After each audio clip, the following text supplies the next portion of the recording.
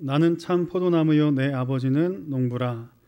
물은 내게 붙어 있어 열매를 맺지 아니하는 가지는 아버지께서 그것을 제거해 버리시고, 무릇 열매를 맺는 가지는 더 열매를 맺게 하려 하여 그것을 깨끗하게 하시느니라. 너희는 내가 일러준 말로 이미 깨끗하여졌으니 내 안에 거하라. 나도 너희 안에 거하리라. 가지가 포도나무에 붙어 있지 아니하면 스스로 열매를 맺을 수 없음같이 너희도 내 안에 있지 아니하면 그러하리라. 나는 포도나무요 너희는 가지라. 그가 내 안에 내가 그의 안에 거하면 사람이 열매를 많이 맺나니 나를 떠나서는 너희가 아무것도 할 수 없음이라. 아멘. 오늘은 예수님과의 연결고리라는 제목으로 이제 함께 본문의 말씀을 나누고자 합니다. 영국 속담에 이런 말이 있습니다. 하루가 행복하려면 이발을 하고, 한 달이 행복하려면 말을 사고, 우리로 하면 차를 사고, 반년이 행복하려면 집을 사고, 1년이 행복하려면 결혼을 하고, 평생 행복하려면 정직하라 하는 말이 있다고 합니다. 이 말이 동의되어지는데 이 말 끝에 한 가지를 좀 덧붙여서 말씀드리고 싶습니다. 예수 안에 거하면 이 땅의 삶뿐만 아니라 죽음 이후의 모든 영생이 행복한 줄로 믿습니다. 모두 다 아멘 하시지요? 네. 삶의 순간순간마다 특별한 삶의 어려움이 다가오는 때가 있습니다. 더욱더 주님 안에 거하는 모든 성도 되시기를 주님의 이름으로 축원합니다. 성경 말씀에 보면 집 떠난 둘째 아들의 이야기가 나옵니다. 스스로 집을 떠났습니다. 아버지의 재산을 미리 분배받아서 아버지의 집을 떠나며 마음대로 자유롭고 잘 살 줄 알았습니다. 그렇게 재물을 가지고 나와 세상에 살아보니 세상이 그를 반겼습니다. 아버지 떠나니 세상이 그를 반깁니다. 세상 친구들도 열렬히 환호합니다. 그렇게 한동안은 신나게 살았습니다. 그런데 어느 순간 그렇게 환대하던 세상이 그를 싸늘하게 대하기 시작합니다. 냉혹하게 대하고 박대하기 시작합니다. 그때는 이미 그가 가진 돈을 다 탕진하고 빈 털터리가 된 후였습니다. 여러분, 세상이 이와 같습니다. 우리를 환대하고 다정하게 대하고 가족처럼 애정을 주는 것 같지만 더 이상 가치가 없다고 여겨질 때 때로는 세상은 비정하고 싸늘해집니다. 재산 탕진하고 비참해진 아들이 스스로 이와 같이 독백하지 않았을까 생각이 듭니다. 내가 아버지 떠나지 말아야 했을걸. 내가 아버지 집 떠나서 결국 이렇게 비참한 신세가 되고 말았구나. 누구를 원망하겠는가. 다 내 잘못이지. 아버지가 그립다. 오늘은 더 아버지 집이 그립다. 혹시 지금 돌아가도 아버지가 여전히 나를 반겨주실까? 그러실 리 없지. 내가 얼마나 아버지의 마음을 아프게 하고 떠나버렸는데, 내가 얼마나 많은 아버지의 재산을 다 탕진하고 말았는데. 이렇게 아들이 마음속에 생각하던 그 순간에도 아버지는 집 나간 그 아들을 온 밤을 새우며 기다리고 있었습니다. 이것이 바로 누가복음 15장의 탕자의 이야기입니다. 이 이야기를 찬송가로 만들었습니다. 찬송가 527장에 보면 이런 가사가 있습니다. 어서 돌아오, 어서 돌아만 오. 지은 죄가 아무리 무겁고 크기로 주 어찌 못 감당하고 못 받으시리요. 우리 주의 넓은 사랑은 하늘보다 넓고 넓어. 여러분, 이것이 바로 하나님께서 우리를 향한 그 사랑이지요. 우리가 인생을 살아가다 보면 큰 어려움을 만날 때가 있습니다. 포기하고도 싶고 좌절하고도 싶고 때로는 인생 살다 보면 죽고 싶을 때도 있죠. 그러나 중요한 게 있습니다. 세상 사람들과 믿음의 사람의 다른 점이 무엇이냐면 돌아갈 주님 품이 있다는 것입니다. 혹시 이번 한 주 어렵고 힘든 시간을 보낸 성도들이 계시다면 우리를 안아주시고 밤새 아들을 기다리시는 심정과 마음으로 우리를 지켜보시는 주님의 품으로 주님의 말씀으로 예배의 장소로 돌아가셔서 넉넉히 회복하는 우리 모두가 되기를 주님의 이름으로 축복합니다. 오늘 그 말씀을 본문을 통해서 이제 함께 나누고자 합니다. 본문의 배경은 예수님께서 십자가에 달리기 바로 얼마 전에 제자들에게 하신 말씀입니다. 예수님께서는 제자들을 다 모아놓고 제자들의 발을 씻겨주시면서 서로 사랑하라고 말씀하셨습니다. 그리고는 마치 유언과 같은 말씀을 요한복음 14장에서부터 17장까지 말씀하고 있습니다. 그 중에 오늘은 특별히 15장의 말씀을 볼 텐데 이 15장의 말씀을 통하여 예수님께서 강조하시고 반복하시는 말씀이 있습니다. 그 말씀이 무엇이냐면 너희는 내 안에 거하라 라는 말씀이에요. 한번 좀 따라 하시면 좋겠습니다. 너희는 내 안에 거하라. 그래요. 주님 품에 거하시는 예배 시간 되기를 소원합니다. 이 말이 무려 몇 번 나왔냐면요 9번 15장에 등장하고 있습니다. 왜 예수님께서는 내 안에 거하라 나도 너희 안에 거할 것이다 하고 말씀하고 계실까? 이 말씀의 뜻을 오늘 따라가 보도록 하겠습니다. 많은 사람들이요 교회 출석하고 예배합니다. 지금 현장에서 예배하고 또 가정에서 온라인으로 예배하는 우리 성도들이 있습니다. 현장에서 예배하는 성도들은 또 방역 지침을 지키면서 불편함에도 불구하고 마스크를 쓰고 열심히 예배하고 계시고 또 가정에서 예배하는 우리 성도님들도요 똑같이 경건하고 거룩한 마음으로 가족들 모여서 때로는 혼자 하나님 앞에 준비된 마음으로 이 시간 예배 드리고 있습니다. 그렇게 우리가 하나님 앞에 최선을 다하여 예배 드리는데 과연 우리의 중심과 마음은 어떠한가? 이것은요 주님과 우리 자신만 알 수가 있습니다. 예배 현장에 나와서 예배하지만 얼마든지 다른 생각할 수 있죠. 또 가정에서 예배하지만 온라인으로 예배하지만 정말 준비되고 기도하는 마음과 경건한 마음으로 하나님 앞에 예배할 수도 있습니다. 어떤 마음으로 정말 주님 안에 살고 있는가 하는 것은요 주님과 우리만 알 수 있죠. 예배하는 성도님들에게 이렇게 묻고 싶습니다. 성도님들은 지금 예수 안에 살고 있습니까? 아멘 한 대로 주님 안에 거하시는 우리 모두가 되기를 주님의 이름으로 축복합니다. 주님 안에 산다는 건 무엇일까? 이 깊은 말씀을 좀 해석하면 이렇습니다. 본문의 말씀에 보면 나의 안에 거하라는 말씀이 있는데 이 안에라는 말은요 메노라는 헬라어입니다. 나의 안에 거하라 이 말은요 메이나테라는 말이고 그 안에라는 말만 떼어서 해석하면요 메노라는 헬라어입니다. 그런데 이 메노라는 말은요 나의 안에 나의 속에 이런 뜻이기보다는요 또 다른 의미가 있어요. 그래서 혹시라도 성도들이 헷갈릴까봐 제자들이 잘 모를까봐 예수님께서 비유 하나를 말씀하세요. 그 비유가 무슨 비유지요? 포도나무 비유입니다. 1절의 말씀해 보세요.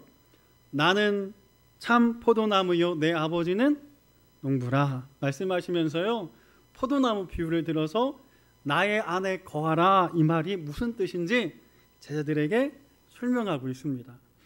무슨 의미이기에 비유까지 들어서 말씀하시는 것일까? 여기에는 이런 뜻이 있습니다.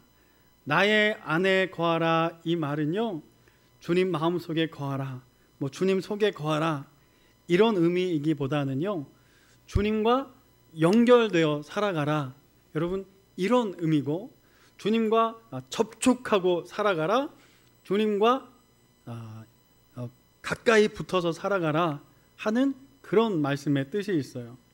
내 안에 거하라, 나도 너희 안에 거하리라 라는 말씀, 영어 본 그대로 다시 한번 해석하면 이런 뜻입니다. 나에게 연결되어 있으라. 그러면 나도 너와 연결되어 있을 것이다. 예배하는 여러분, 주님과 연결되어 있나요? 예배하는 이 순간 주님과 접속하고 있습니까? 아니면 다른 생각하고 있습니까? 예배 마치고 각자 일터 가정으로 돌아갈 텐데 거기서는 어떤가요? 혼자 살아가십니까? 아니면 거기서도 주님과 연결되어서 살아가고 계십니까? 우리 모든 성도들이 잘하고 계시는데, 그런데 여러분, 잘 하려고 노력하면 할수록 세상의 시험이 참 큽니다. 그리고 사단이요, 그냥 내어버려 두지 않습니다. 예수님의 제자들도 마찬가지였어요. 예수님께서 제자들과 함께 예루살렘에 입성했을 때 야고보와 요한이란 제자가요, 이렇게 주님께 말하죠. 예수님, 예루살렘 가시면 주님 좌편과 우편은 우리에게 주세요. 야고보와 요한은 주님과 함께 걸어갔지만 주님과 연결되어 있지 못했어요. 다른 곳을 바라보고 있었습니다. 여러분, 베드로도 마찬가지 아닙니까? 혈기 많은 성품 때문에 주님을 부인하고 주님과 멀어지기도 했습니다. 심지어요, 가룟 유다는 예수님을 은 30에 팔기도 했죠. 그러니까 주님과 함께 지금 있는 것 같지만 우리의 마음이 어떠한가? 여러분, 이것이 매우 중요하죠. 오늘 이 자리에 나와서 예배하는 모든 성도들은요, 사단이 예수님과의 우리와의 연결고리를 끊으려고 할 때마다 더욱더 주님 가까이 나아가는, 주님 더욱더 굳게 붙드는 우리 모두가 되기를 소원합니다. 주님과 연결되어 있으면요, 주님께서 우리와 동행하시고 우리와 함께 하세요. 시편 17편 8절에 보면 이렇게 말씀하고 있습니다. 나를 눈동자같이 지키시고 주의 날개의 그늘 아래 감추사. 주님과 연결되어 있으면요, 내가 미처 알아채리지 못할 때에 내 눈에 위험이 다가오면 눈이 자동적으로 착각하고 감기지 않습니까?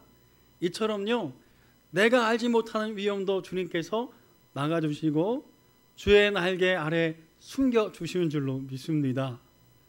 이 은혜를 누리려면요, 주님과 연결되어 있으셔야 돼요. 더불어서 시편 139편 9절 10절에 보면 이와 같이 말씀이 있는데, 저와 같이 한 목소리로 읽어보겠습니다. 내가 새벽 날개를 치며 바다 끝에 가서 거주할지라도 거기서도 주의 손이 나를 인도하시며 주의 오른손이 나를 붙드시리이다. 아멘. 바다 끝에 가서 절망하고 혼자 울고 있어도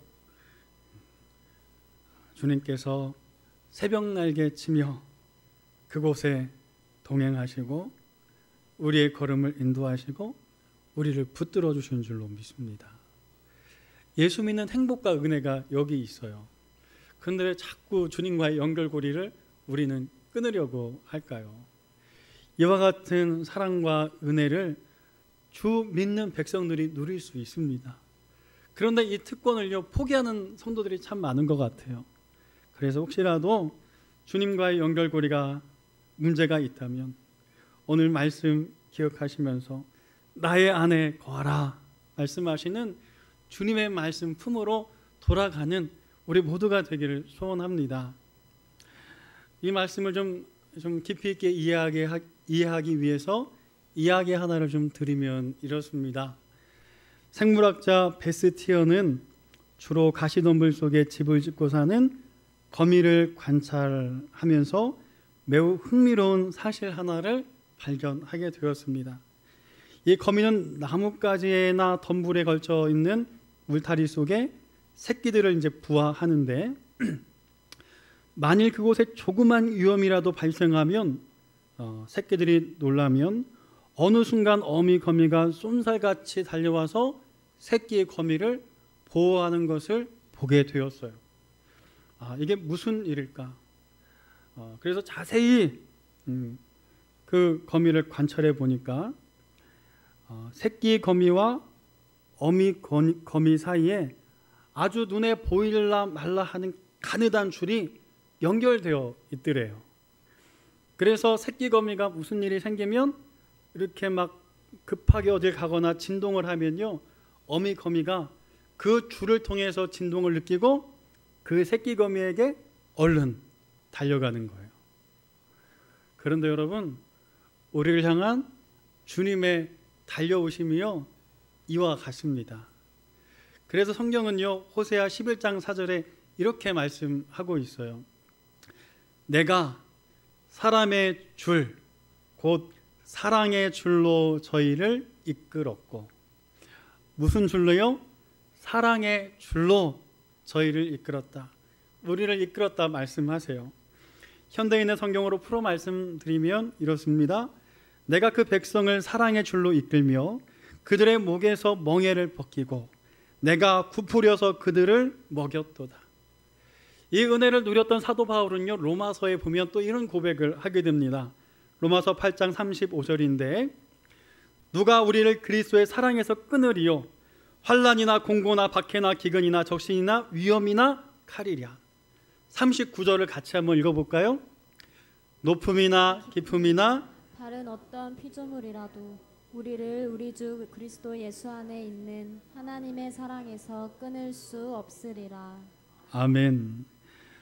하나님께서는 어미 거미가 눈에 잘 보이지 않는 가는 실로 자기 새끼와 연결되어 그것을 보호하듯이 오늘도 사랑의 줄을 우리 가운데 허락하셔서 우리 삶에 고난과 어려움이 있으면 금방 눈치채시고 그것이 바닥 끝이라 할지라도 주님은 그곳까지 우리를 찾아와 주시는 줄로 믿습니다.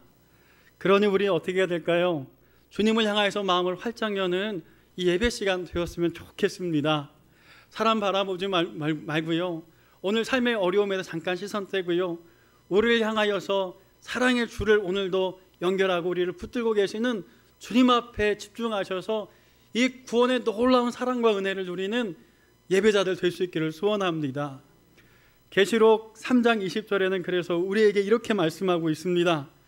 볼지어다 내가 문 밖에 서서 두드리노니 누구든지 내 음성을 듣고 문을 열면 내가 그에게로 들어가 그와 더불어 먹고 그는 나와 더불어 먹으리라. 성도 여러분, 지금 우리는 예수님과 연결되어 살고 있습니까? 아니면 점점 그 연결이 끊어지고 있습니까? 온라인이든 오프라인이든 가정에서이건 현장에서이건 예배의 자리에서 하나님을 찬양하고 주의 은혜를 사모하고 주님과의 연결고리가 점점 든든하여지는 우리 모두가 되었으면 좋겠습니다. 그렇게 되기 위해서 필요한 것 두 가지가 있습니다. 앞선 목사님이 저에게 강조하고 말씀하셨던 내용인데 한번 따라하겠습니다. 예배는 하나님과 연합하는 복된 예식입니다. 두 번째로 기도는 주님과 연결하는 소중한 시간입니다. 그래요. 어느 곳에 계시든 현장에 계시든 가정으로 돌아가시든 직장에 계시든 버스를 타시든 마음속에 주님을 예배하고 주님과 기도하고 소통하셔서 정말 주님 주시는요 놀라운 은혜를 다 누리는 우리 모두가 되기를 소원합니다. 참 주님에게는요 놀라운 은혜가 있어요. 주님은 나를 포도나무라 말씀하셨고 우리를 향하여 뭐라고 말씀하셨지요? 가지라고 말씀하셨습니다.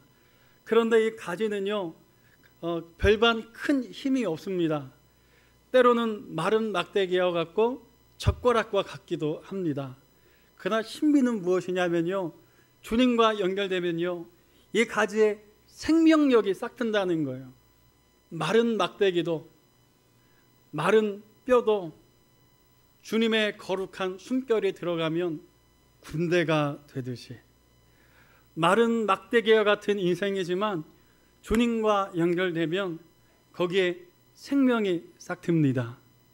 그리고 그것으로 끝나는 것이 아니라요, 말씀해 보니까 풍성한 열매를 맺는다고 말씀하고 있어요. 그래서 오늘 예배하는 우리 모두는 코로나19라는 어려운 상황들이 있지만 주님과 늘 연결되셔서 주님의 은혜를 누리는 우리 모두가 되기를 축원합니다. 이제 말씀을 마치고 한 가지 말씀을 드리고자 합니다. 인생 살아가다 보면 절망의 순간들이 있습니다. 낙심의 순간들이 있습니다. 포기하고 싶은 순간들이 있어요. 그러나 믿음의 사람의 다름이 무엇이냐면 주님 안에서 가능성이 열려 있는 것임을 꼭 믿으시길 바라요. 바다 끝에 거할지라도, 정말 한없이 추락한 낭떠러지 끝이라 할지라도 주님 찾아오세요. 그리고 우리를 오른손으로 주님의 마음으로 붙들어 주세요. 이길 수 있도록 힘을 더해 주세요. 이것이 믿음의 사람들이 누리는 은혜입니다. 오늘도 세상과 다름 기억하고 믿음의 사람에게 주신 이 놀라운 축복을 다 누리는 우리 모든 성도 되시기를 주님의 이름으로 축원합니다. 기도하겠습니다.